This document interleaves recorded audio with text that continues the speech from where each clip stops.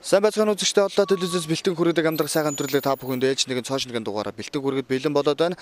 За бид бүхэн нэвтрүүлгээр Монголын нэгэн сайхан амьдралыг эгэлгүй нэгэн хүнийг орж үзүүлэхийг та бүхэнд зорддог билээ. Ингээд сүмөр Монголын нэгэн сайхан амьдралыг эгэлгүй нэгэн сайхан хүнтэй орж танилцгаая.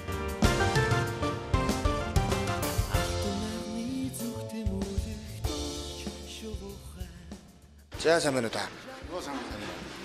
Одоо телевизээс үуч нэг амдрах сайхан гэх нэвтрүүлэг Монголын нэг сайхан мянган амьдралыг нэвтрүүлгээ гаргахын тулд нэвтрүүлгээ бэлтэн хүргэж юм аа. Тэгээд өнөөдрийн зочноор таныг үзэж оролцуулахаар хүрээд ирлээ. Тэгээд бидний урилгыг өсгөл авснаас таны өнөө баярлалаа гэдэг хэлье. Намайг бол Батэрдэн гэдэг юм.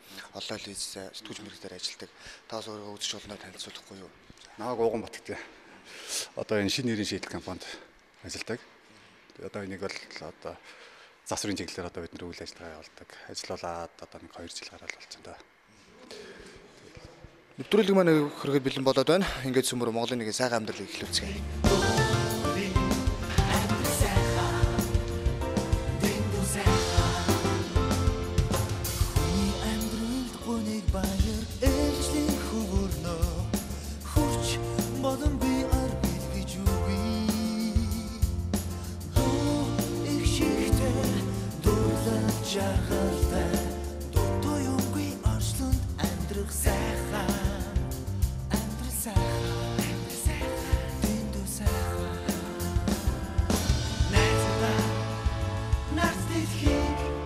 Ерөнхийдөө бол одоо машины гадна талын хамгаалтын салхины шилэн дээр наадаг хайлс байдаг.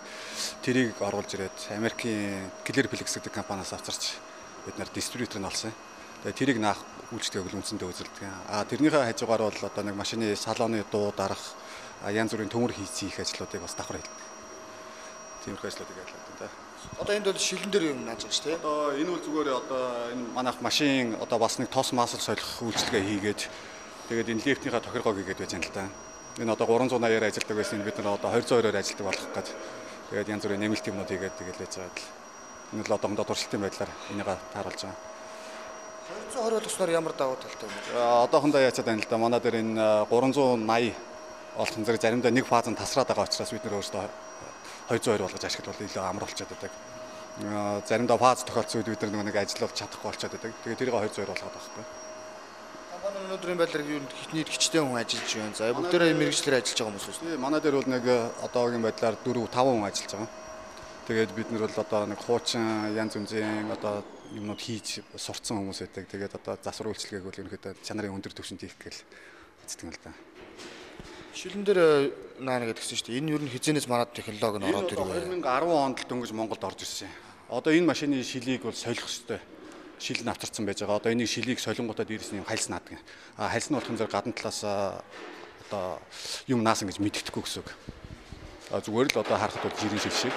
Гэхдээ энийхээ гадна талаар нэг зузаан хальс наачдаг учраас энэ янз бүрийн чулуу үсрэх одоо говьруу энтер явгангууд л одоо шуурганд ороод нэгээд одоо маш их гэмтэл гардаг л да. Тэгээд юм харагдахаа болчтой байхгүй юу?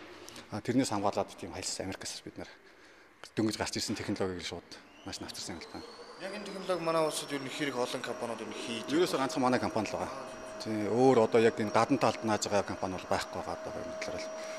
Хөдөө орон нутгаас өрөөсөн. Хөдөө орон нутагт одоо нэг уул уурхаад явж байгаа машинууд байнга шуурганд явж байдаг. Энэ тэндээс нь том чулуу үсэрдэг. Тэрнээс голчлон хамгаалж энэ альсыг бол одоо оруулж ирсэн. Тэгээ зөвхөн уртлын шилэн дээр ч биш хажуутлын бүх шилэн дээр нааж болно. Манай Монголд анх удаа орж ирсэн технологи. Тэгэхээр энийг үйлдвэрлэдэг компани бол одоогийн байдлаар 1-2 компани л байгаа. Хамгийн анхны үүсгэгч нь тэр Америкийн Clearflex гэдэг компани. Тэгээд тэр хүндрэлтэй байхад юу нааж одоо нэг юун дээр наагдсан нэг 2-3 цаг л болдог ёстой. Гэхдээ энийг наачаад одоо эхлээд хэлбэрийг нь олуулдаг юм л да. Яг энэ үндсэн хэлбэрээ олуулчаад одоо хайлсаа тэнгуут хайлсныхаа хэлбэрийг олуулсны дараа шууд наах ажиллагаа эхэлдэг. Тэгээд хэмжээгээр нь захиалгаар оруулж ирдэг үсэл бүгдээрээ тийм том байр рулоноор авчраад тэгээд метрлээд хэмжээд явчихдаг юм л да. Угаасаа нэг машин дээр 1.5 орчим метр квадрат л ордог. Дунджаар. Тэгээд зарим жижиг машин дээр бол бага орно, зарим машин дээр бол жоохон том орно. Гэхдээ нэг 10% л том жижиг ялгаа гардаг. Тэрнээс тэг тийм онцгой том машин гэж байхгүй л да. Автобус л биш л. Ялангуяа хөдөө орон нутгаар бас аялал зохион байгуулдаг хүмүүс нь. Тийм аялал зохион байгуулж явж байгаа энэ төр ингээд. Тэгээд шилэн дээр нэг жижигхэн чулуу үсрээл тэгээд шилээ сойдвол нэгтэй өчнөө өндөр зардал гардаг. Тэрнээс л болж үл хамгаалсан л тийм юм нэг гэдэг л да. Аюулгүй байдал талаас ер нь бол одоо маш их хэрэгтэй л дээ. Шилийг одоо улам чанаржуулна л гэсэн үг. Одоо шилийн чулуу үсрээд одоо нэг том машины чулуу үсрээд шил цуурах асуудал тэрийг багасгах. Тэрнээс багасч байна. Ерөнхийдөө бол одоо YouTube дээр одоо видео энэ төр байдаг л да. Тэн дээрээс авчиад одоо нэг 3 метрийн зайнаас чавхаар харахад бол хальсан дээрээ мөр гарна. Цааталтаа бол хальсаа хуулсны дараа бол цаатал дээр юм үлддэг байхгүй. Ямар нэгэн мөр үлдэхгүй. Тэгээд шилдэл бол одоо яг өөрөөрөө байж ийн л гэсэн. Олон удаагийн эрсдлийг ингээд нэг юм наалчих юм бол бас эрсдэл багтаа болчихно. Айгу болчихно. Ялангуяа одоо нэг юм гадаа байж байгаа машинууд чинь хулгай хийдэг штэ. Тэгээд одоо тэр нэг хойдлын жижигхэн шил байдаг, тэрийг хаг зөхөд байдаг. Одоо тэрийг бол хагарахад бол одоо тэр хальсыг нааснаар бол баг хагарахгүй болчиход байгаа байхгүй. Хэр тийм зузаан хальс байт юм бол? За хальсыг би үзүүлээ. Нааш нь австраад үзүүлээ. Ерөөд ингэж хайрцтайгаар ирэх үү те? Дандаа ингэж хайцдаг байна. Одоо энэ шууд Америкаас ирж байгаа. Задхаад гэж шинийг дадлж үзүүлдэг юм да тааш. Энэ хальс нь болох нь 90 см өргөнтэй. Энэ болох нь гадналтын хамгаалт юм.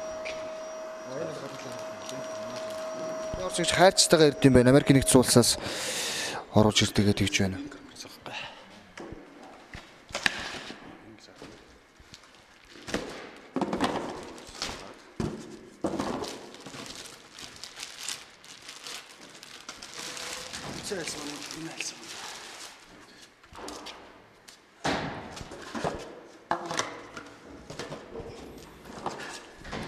Шилийг минь хамгаална. Гэхдээ бол одоо ямар нэгэн байдлаар өнгө бууруулна нэг тиймэрхүү байх бол Нөлөөвөл байхгүй ерөөсөө. технологи мөн өөрөө яаж бий болсон юм бол Америк нэгдсэн улс таа. Энэ бол ерөнхийдөө ихэндээ цэргийн зорилтоор хэрэгэлдэг байсан технологи. Одоо цэргийн технологи чинь хямдрангуудаар буцаад иргэний технологи болчихдог шүү дээ. Онгоцнууд ялангуяа вертолетнууд энэ төр одоо 300 км цагийн уртаа нисэж байгаа вертолетнууд бол янз янзын ингээд юм өсөрдөг. Одоо шуу муу ч юм уу жижигхэн хорхоо морхоо өсөрсөн ч гэсэн цэг үсгээд идэг. Тэрнээс анх хамгаалж гаргачихсан. Одоо тэгээд тэр технологи цэргийнх нь бол одоо тэрийг хэрэглэхээ болоод араа илүү технологи хэрэглэдэг болсон. Тэнгүүтээ энэ технологи бол иргэний зорилтоор. Одоо энийг ингээ хуулцдаг байхгүй юу? Тэгээд үндсэн яг шилэн дээр наагдах хэлсэн бол энэ. Ингээд. Тэгээд энэ дээр ямар нэгэн цохилт очихтой зэрэг шилнийхээ нийт гадаргуугаар хүлээж авдаг байхгүй юу? Тэрнээс биш яг ингээ цэглсэн цохилт биш. Тэгтэн зэрэг янз янзын юмнууд цогсон үед хамгаалах тал нь илүү болчиход байдаг. Одоо ганцхан нэг зэг дээр зогссон одоо ийм том талбай дээр зогсоо ирсэн шал өөр болчихсон шүү дээ. Тийм зорилттой. Анх нэг оруулж ирэх гэж анх шил нь яаж бий болов? За би ч өөрөө одоо ингээл нэг машин тэрэгний ч юм уу янз янзын юм техник юм их сонирхдаг байхгүй юу. Тэгээд нэг интернет ухаад үзээд байж хахад л одоо ийм гарч ирсэн. Тэгээд энийг шууд цааш нь жоохон судлаад үзсэн чинь ер нь боломжийн болонгууд нь тэгээд тэр холбоотойгоо л тэгэл авчирсан юм да. Энээс нэг 1000 эрсдлээс ганц удаа нэг юм наацсан байгаа дараа нь эрсдэл баг. Би ч ерөнхийдөө бол машин застдаг л да өөрөө. Тэгээд одоо засч ясны оронд хамгаалж ясан дээр гэсэн одоо бодолтой болчиход энэ сүүлийн үед л. Энээс гадна бас Америкаас давхар нөгөө гэрлэн дээр наадаг хальс байгаа. Их биен дээр наадаг хальс гэсэн цуг авдирсан. Одоо энэ гэрлэн дээр наадаг хальс бол энэ машин дээр энэ гэрэл дээр наацсан байж байгаа. Одоо ингэж наацсан байж байгаа. Энэ дээр ингээд шар мөхтэй өнгө юм байдаг байхгүй эднээс нь. Энэ бас ямар нэгэн байдлаар одоо хамгаалах тийм. Тий, энэ бол одоо ингээд өөрөөс нөгөө халааж наадаг болох энэ зэрэг хатуурчдаг, цэллож их болчихдаг юм да. Их зузаан хальс гэдэг юм л. Бараг 1.5 мм зузаантай. Тэгээд одоо энэ капотны энэ урд хэсгээр үсэрдэг тэрнээс хамгаалсан хальсуудыг бол бас нааж байгаа юм. Монголч өөрөө тоосчл ихтэй, шороо ихтэй нэг янз янзын эрсдэл зөндөө гаргах тийм. Ингээл байж чинь зүгээр авчаал нэг хуурай алчуураар арчихсан зэрэглэгээр зургасан шүү дээ. Тийм зурааснаас л хамгаалж л хийгээд байна л да. Хааш одоо нэг иймэрхүү шинээр технологи оруулж хийж байгаа гэсэн бодол юу юм байна яг энэ чиглэлтэйг адилхан ч юм. Энэ чиглэлээр бас дахиад юм бодож л байна л да. Янз янзын юмнууд бодож байна. Одоо машины өнгөлгөөний одоо бодисууд байдаг шүү дээ. Тэгээд одоо машины ч одоо ингээд байж баахан царап болчихсон. Ялангуяа харанхуйтай машинууд бол бүр өгсөн шүү дээ. Тэгэхэд тэгэл заавал ингээд дэрлийн өнгөлгөө гэж хэлээд байдаг. Тэрийг одоо хийх шаардлагагүйгээр зүгээр шууд түрхээд өнгөлчдөг тиймэрхүү бодисууд байж байгаа. Тэрийг бол одоо ингээд судлах шатантай л явж байна. Тэгээд айл болохын зэрэг болж игэл тийм нэг чанартай өндөр үр ашигтай тийм бүтээгдэхүүн л оруулж ирэх сонирхолтой байна. Тэгээд Америк нэгдсэн улсын чанар технологи гэдэг Америкаас ч юм уу, Европоос ч юм уу стандартууд нь бол арай илүү байдаг. Зүгээр хятадын ч гэсэн сайн юмнууд байгаа л да. Гэхдээ хятадын хамгаалтын стандарт нь болохын зэрэг Америкт гаргаж байгаа нь өөр, манайх руу нийлүүлж байгаа нь өөр стандарт байдаг. Удаас Америкээс навцсан илүү болчиход. Дараа нь ч хүмүүстэй чанартай мөрч бол дараа дараагийнх нь одоо нэг үйлчлүүлэгч ирэхэд одоо нэг сайн чанартай мөрч гэж дахиад хурцж үйлчлүүлнэ гэсэн. Тэгэхгүй нэг удаа ингээл нэг мөнгөний авчаал яваадах юм бол утгагүй л байна. Тэгээд над дээр ирж юм хийлгэж байгаа хүмүүс бол заавал агцл ер нь бол ирдэг.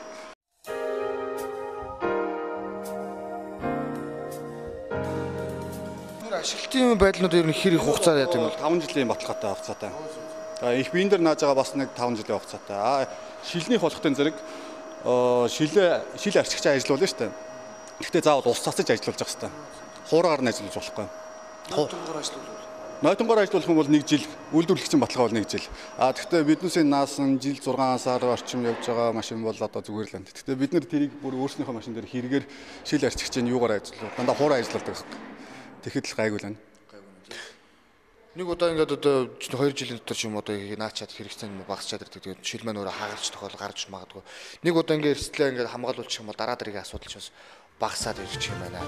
Цаашдаа тэгээд нэр монголчууд хэрэгтэй зүйл л байна. Жолооч нар ч гэсэн яг одоо сонирхож байгаа бох тийм. Би одоо удаа л энэ харж байна. Ийм бас байд юм болов уу. Энэ бүр гадуур бол одоо хятадын альснуудыг бол наадаг л да гэрэн дээр.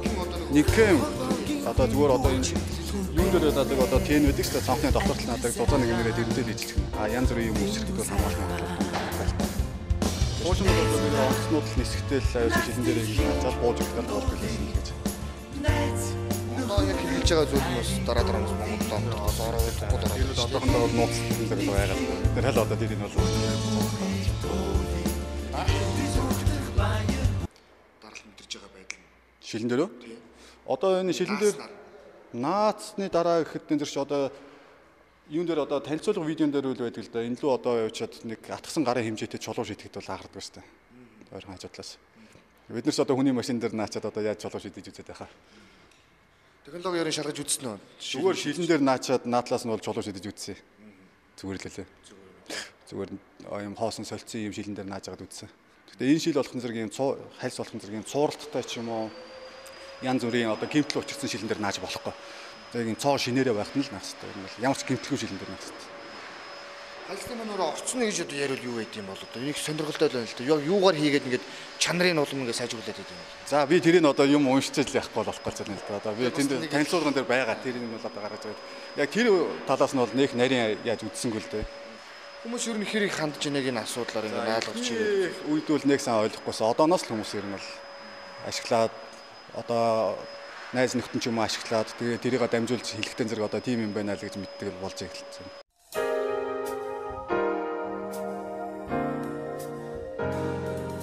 Одоо энэ над дээр үйлчлүүлдэг хүмүүс ихэнх л одоо голцоо жиптэй хүмүүс л ирж үйлчлүүлдэг л дээ. Тэгээд тэднээс нь байнга л хөдөө явдаг. Бас уул уурхай машинууд байна. Тэднээс дээр ингээд наалгаад. Яг ингээд бод шилний мөн өнөөрөө ямар өтгтэй байдаг лээ. Яг дөрвөн шил. Land Cruiser 200 машины шил гэхэд бол сая 400 сая 500 мянган төгрөг байгаа. Хятадд үйлдвэрлэсэн одоо эднүст зориулсан шилүүд бол хямдхан л байгаа л да. Яг үйлдвэрээс гарсан яг үйлдвэрийнх нь өөрийнх нь шилнүүд одоо оригинал сэлбэг OEM гэдэг сэлбэг бол үнэтэй байгаа. Дундад жипний шил бол ер нь нэг сая 500. 260 мянган төгрөгөөр нэг юм хэлсэн. Тийм хамгаалсан багсаад тэгээд 400 мянган төгрөг хэмчин л гэсэн үг тийм дээ.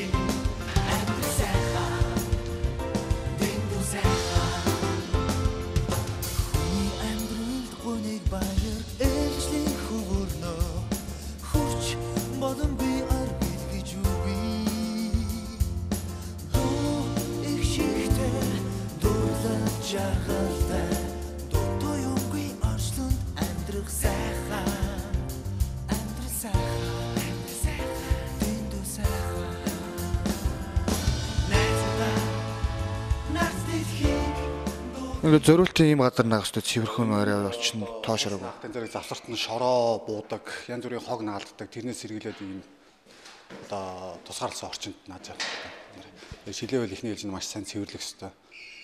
Цэвэрхэн шилэн дээр авчиад тайлсаана. Тэгэхгүй бол завсарт нь орсон хогнууд бол одоо ингээд дотроос нь жолоочийн нүдэн дээр шууд харагдаад байдаг.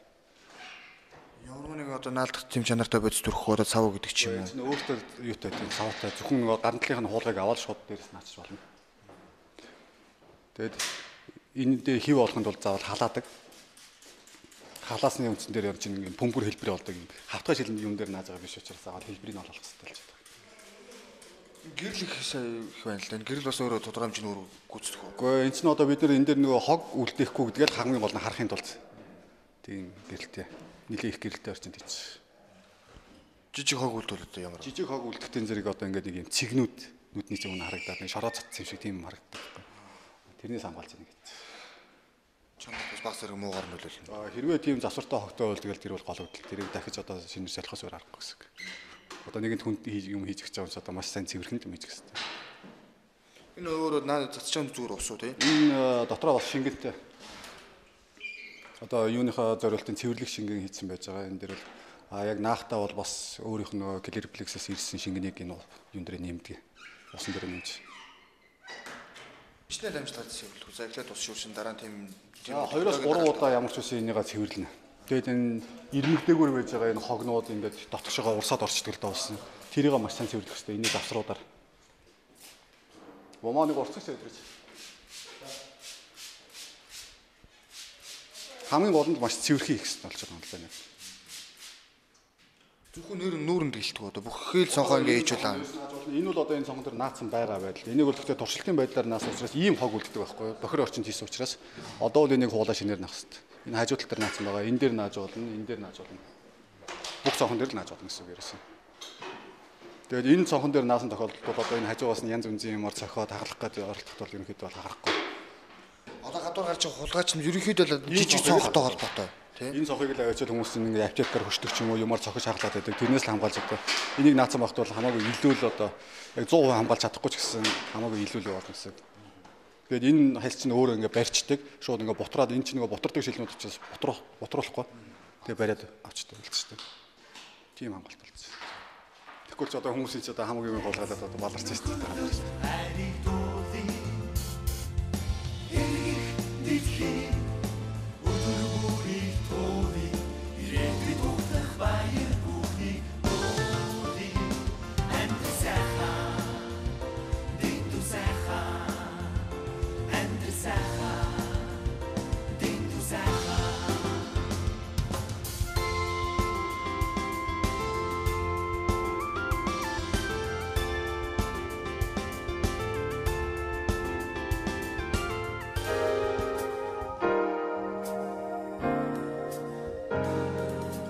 Бодлого маань яаж хийдэг вэ?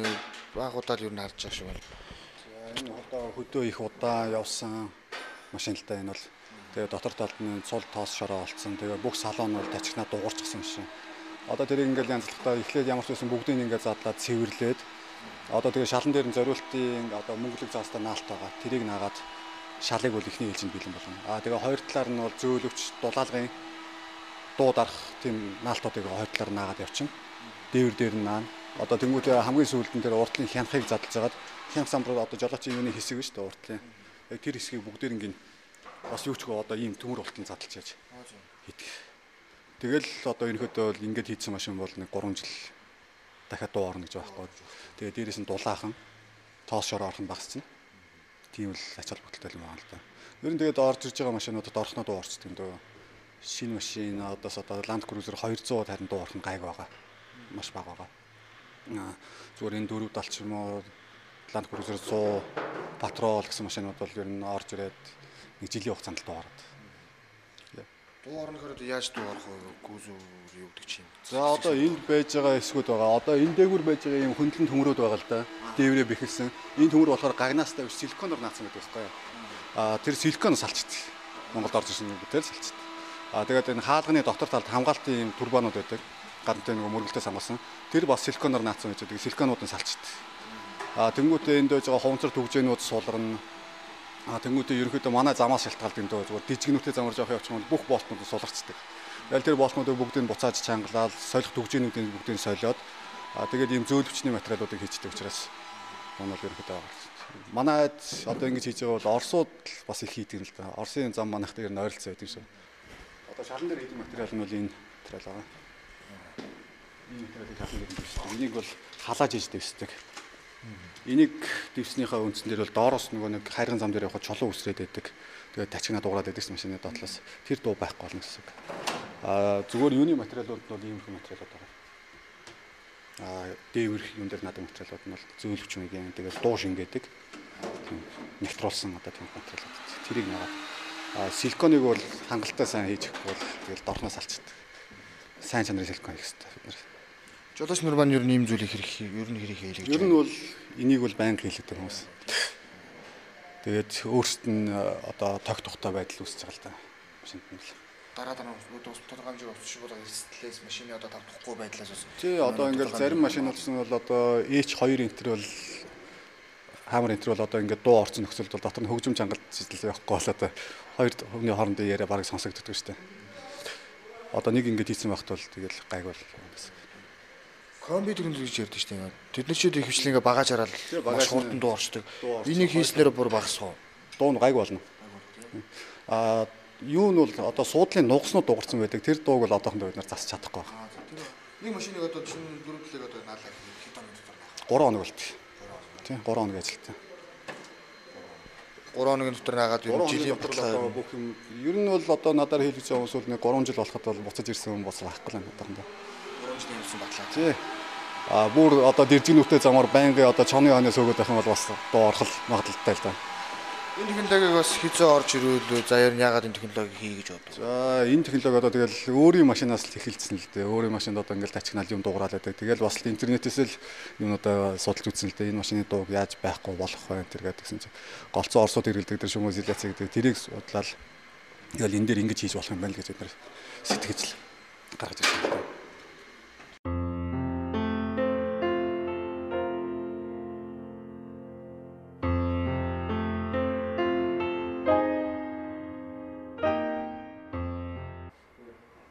Тэгэхээр энэ багш минь өөрөө ямар багш вэ?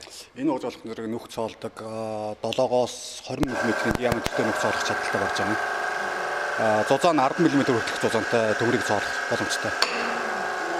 Ерөөсөө 4 секундын дотор ингээд цоолчихно. За одоо цоолсон төмрөө гаргаад үзүүлнэ.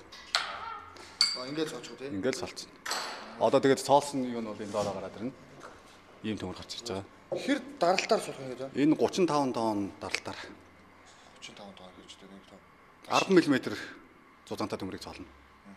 Энэ бол хөдөлмөрийг үлсэн маань нэлээд сайн хэмнэдэг. Одоо бид нэр ийм даацын 50 хийдэг л дээ. Захиалгаар. Тэгээд даацын 50 хийхэд бол одоо ингээд бүх тавцангууд ингээд дурын хэмжээнд дээр дээшээ доошоо болж явах хэрэгтэй. Тэгэхэд одоо ингээд 150 дээр ихэд чинь 100 гаруй нөх цоолдог. Хэрвээ энийг өрмөөр цоолох юм бол ер нь бол нэлээд удаан ажилтай байдаг. Тэгээд зоргодос их гардаг. Тэгээд өрмөний хошуу хаалтдаг.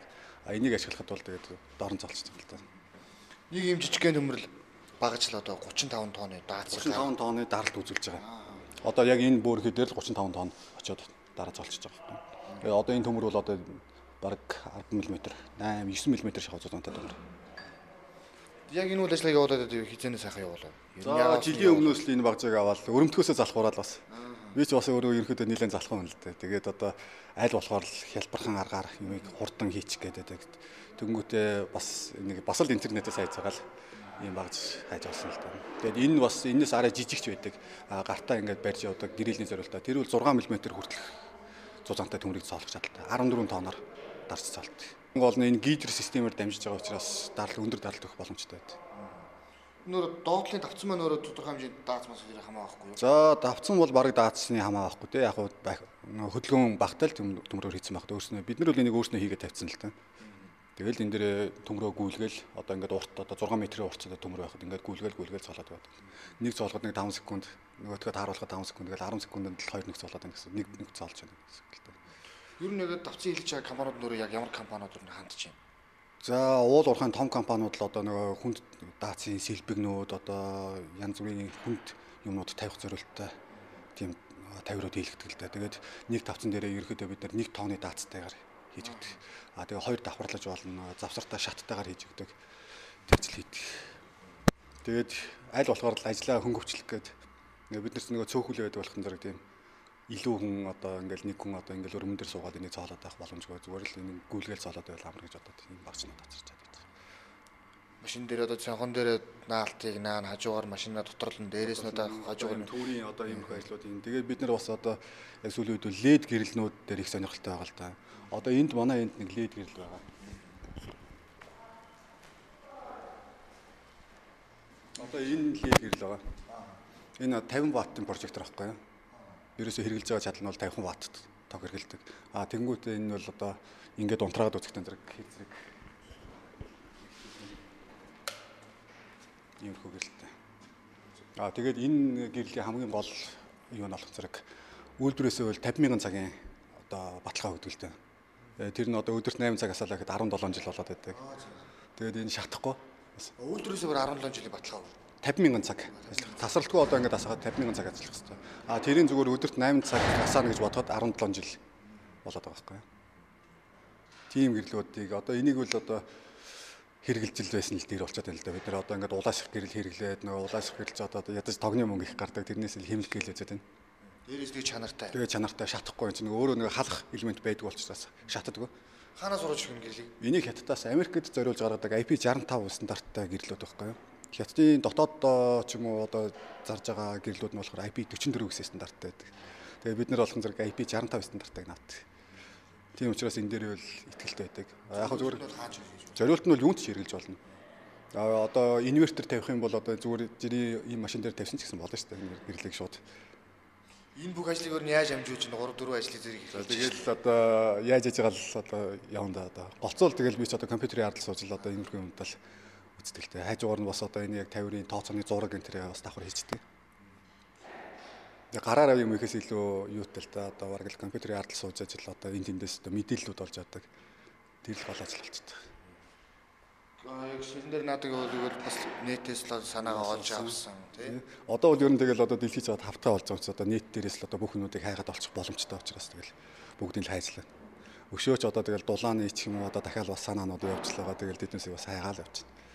Өөрөөс сонирхлыг дагаад нь бизнесүүд бас өөрөө хөтлөөд байна. Би ч одоо яг одоо техникийн гэсэн юм болгонд л одоо сонирхолтой болох зэрэг тэгэл техник талтай юм бол ухаан алдчихдаг юм л да. Хуучин нисэх загвар сонирхдаг байсан. Тэр маань ч ихсэн нөлөөлж байгаа.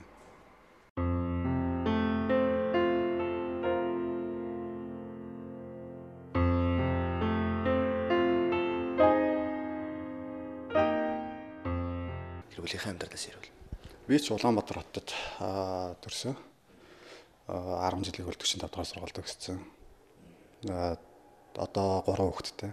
Том нь техникийн сургуулийн 1-р курсэд, 2 нь бол жижигхэн, нэг нь 2 настай, нэг нь 1 настай. Тийм 3 хүүхэдтэй л байж байна. Тэгээд гэртээ ихнэр хүүхэдтэйгээ байдаг. Өөр айлс хэдүүлээ. Би ч одоо айлын 3 хүүхдийн том нь л да. Тэгээд ороо 2 дүүтэй.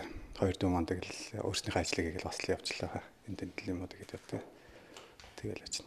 Их сургуулиуд сургуулийг төгсөв. Ямар мэргэжил эзэмшив? Би чинь сургуулаа бол төгсөөг хайчихсан.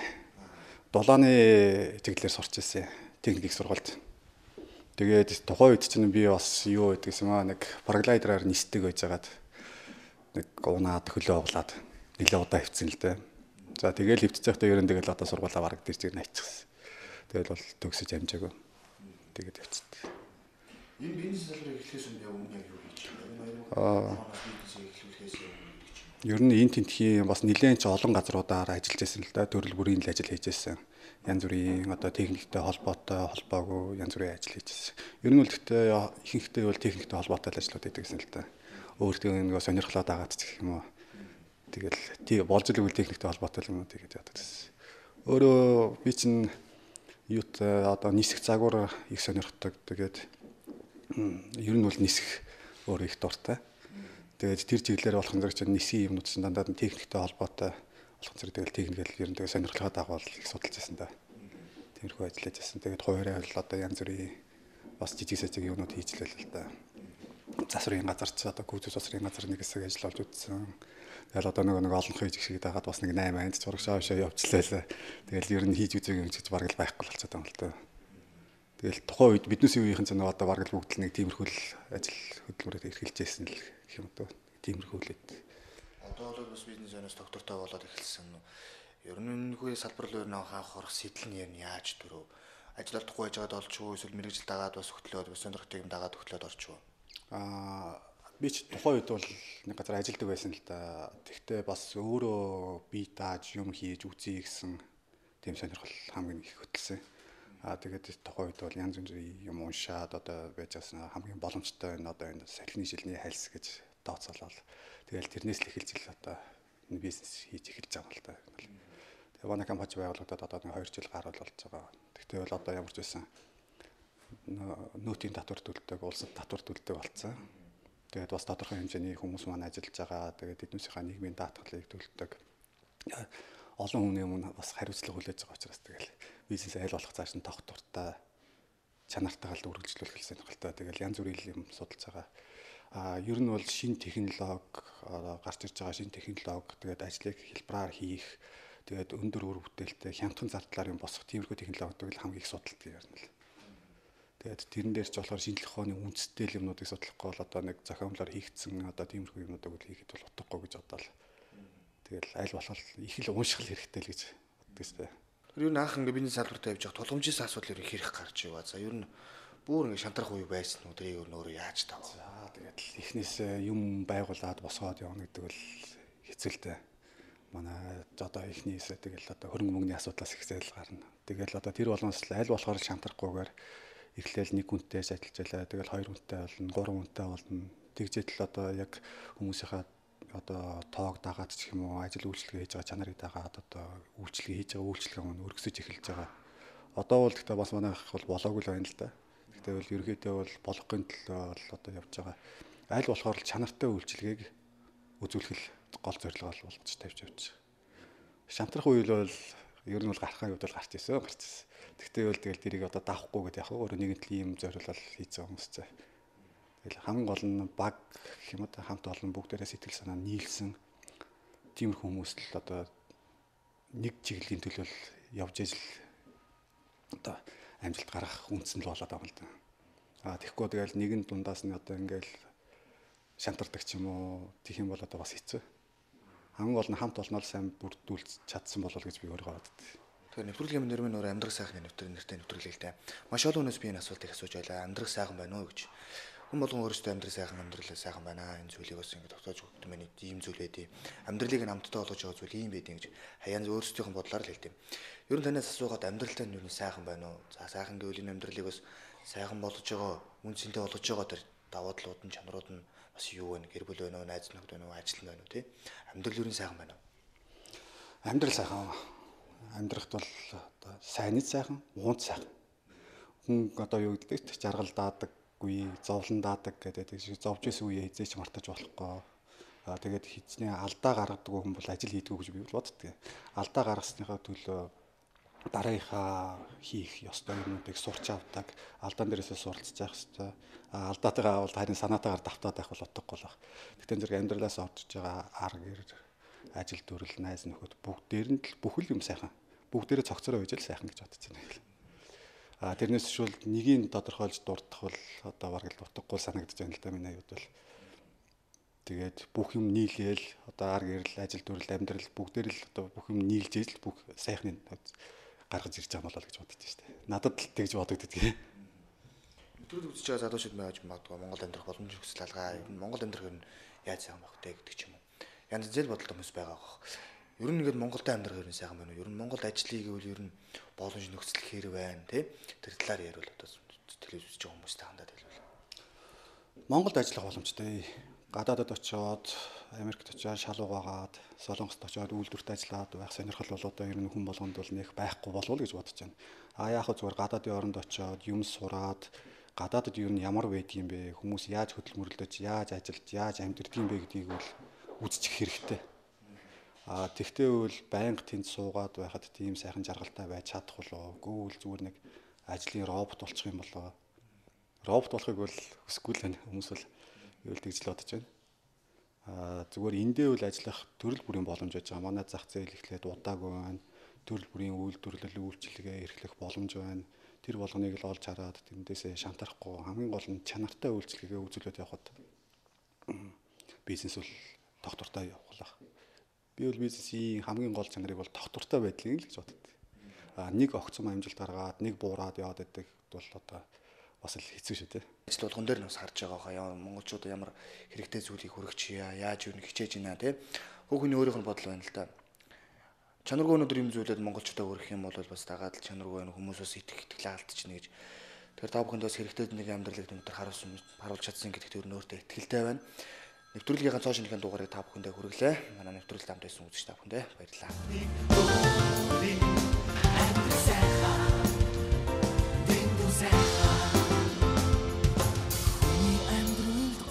баяр ээлжлийн хөвөрнөө хурч боломгүй ар бэлгэж үгүй дуу их шигтэй дурлаж жаргалтай дутуу юмгүй орчлонд амьдрах сайхан